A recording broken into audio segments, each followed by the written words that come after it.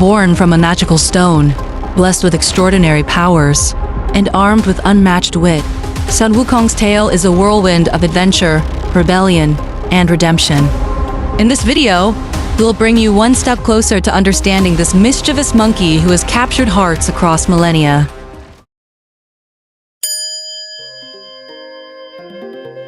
The origin of Sun Wukong is vividly described in Journey to the West. He was born from a magical stone that had absorbed the essence of the sun and moon since the beginning of the world. Initially a Yaoguai, Sun Wukong transformed through his journey to the West, ultimately becoming the victorious fighting Buddha.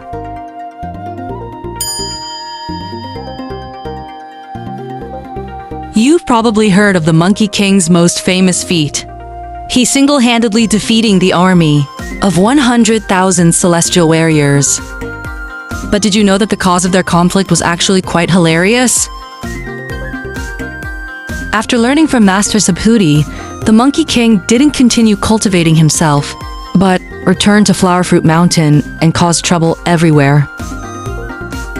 He wreaked havoc in the Dragon Palace of the East Sea, where he acquired the Golden Cudgel. He then went underground and erased his and his monkey's name from the Book of Life and Death. The Dragon King and the Lord of the Underworld complained to the Celestial Court, hoping the Jade Emperor would bring justice. The Immortals, feeling a headache about Wukong, decided to offer him a position to appease him. Wukong was assigned the role of watching over the celestial steeds. The innocent monkey was initially excited, but soon realized his position was just a joke. Angered, he returned to Flower Fruit Mountain and proclaimed himself the great sage equal to heaven. This scenario is akin to a modern-day situation where you're pissed off with your company and boss, quit without informing anyone, and promptly start your own business naming it, "This company is just as good as my previous employer." Well, of course your previous boss won't like it, and neither does the Jade Emperor. He promptly dispatched troops to capture Wukong, but their efforts proved futile. At his wit's end, the Jade Emperor settled for the next best thing, grudgingly acknowledging Wukong's self-proclaimed title of Great Sage Equal to Heaven, while ensuring it remained an empty honor. The naive monkey was comforted again, but soon grew bored with nothing to do. Fearing he might cause trouble again, the Jade Emperor assigned him to manage the Celestial Peach Garden. It is just so easy to imagine how things unfolded. If you ask a monkey to watch peaches, you have no one but yourself to blame when your peaches mysteriously disappear. Later, discovering there would be a peach banquet to which he wasn't invited, the monkey pissed off again. He ruined the feast and consumed the elixir of life, then fled back to Flower Fruit Mountain again. This time, the Jade Emperor sent more troops to capture him, but they still failed.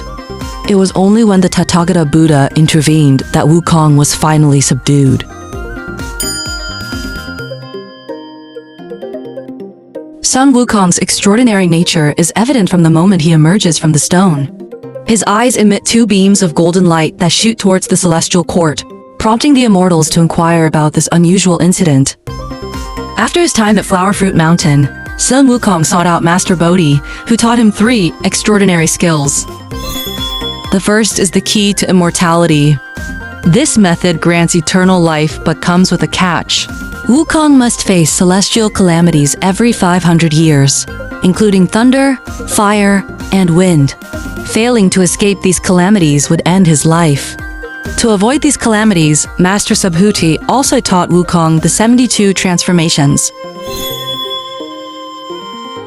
The 72 transformations is Sun Wukong's most iconic ability. Allows him to shapeshift into any form imaginable, whether birds, beasts, objects, or humans.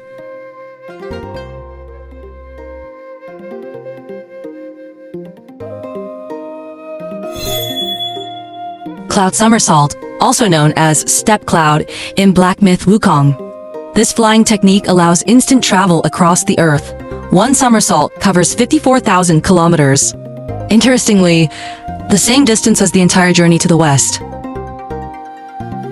Building upon the 3 foundational skills imparted by Master Bodhi, Sun Wukong went on to develop an array of additional abilities through his own ingenuity and self-discovery. Duplication. Each of Wukong's hairs can transform into a miniature version of himself, creating a formidable army of clones. Fa Te Xiang Di is a powerful divine skill allows the caster to assume the form of heaven and earth, growing to an enormous size that stands as tall as the cosmos itself. Body freezing spell allows him to magically freezing others into immobility with a single syllable and a point of his finger. He was only seen using the spell against minor demons and monsters, so it most likely doesn't work against comparable beings. Limb multiplication allows Wukong can increase the number of his heads and arms, typically assuming a three-headed, six-armed form. Water avoidance charm and fire avoidance charm. These abilities enable Wukong to survive in deep waters without drowning and make him impervious to ordinary fire. If you think the Monkey King was formidable already, don't forget he also has fiery eyes and golden pupils. This additional power was actually acquired during his clash with the Celestial Court. Faced with the seemingly invulnerable Monkey King, the helpless immortals handed Wukong over to Tabai Jingxing, who cast him into the divine furnace, intending to burn him into an elixir. However, their plan backfired, inadvertently granting Wukong a new ability. The only drawback was that his eyes became sensitive to smoke.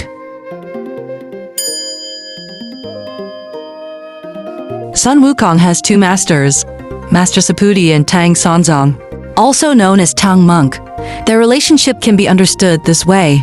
Master Subhuti is a mentor who enlightened Wukong during his naive period, hoping only for a bright future for his pupil.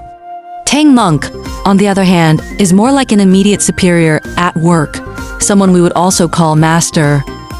Wukong to Master Subhuti is akin to a child to father. He named the monkey Wukong, giving him his first understanding of self-identity. He imparted incredible skills to Wukong and illuminated his path forward.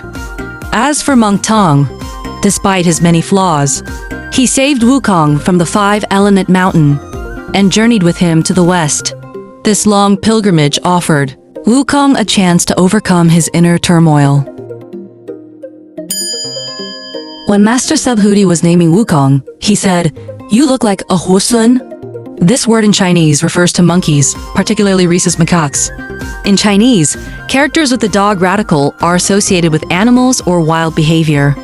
Master Subhuti then removed the dog radical from the sun part, symbolically eliminating the animalistic nature and suggesting potential for growth and civilization.